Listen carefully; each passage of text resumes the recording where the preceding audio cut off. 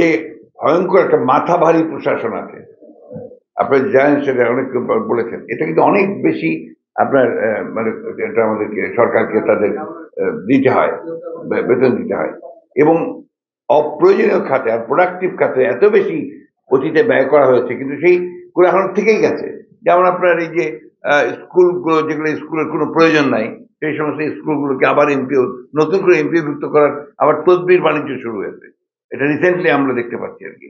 যে সমস্ত জায়গাতে এখন কোনো টাকা পয়সা দেওয়ারই দরকার নাই, সেগুলোতে আবার টাকা পয়সা দেওয়ার ব্যবস্থা ইন্টারিম গভর্নমেন্টের একটা যোগসাজশ করে দুর্নীতি যারা করেন তাদের যোগসাজশ করে এই সেক্রেটারিয়েট থেকে এগুলো চিঠি বের করে নেওয়া হচ্ছে। এটা আমার অভিজ্ঞতা থেকে বলছি।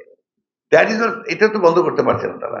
কারণ ওই সেক্রেটারিয়েটে ওই পুরনো আমলের সমস্ত আমলারাই থেকে গেছে এবং তারা জানে কৌশলে কি করে দুর্নীতি করতে হয়, তারা সেই কাজগুলো করে যাচ্ছে সবাই। ধন্যবাদ।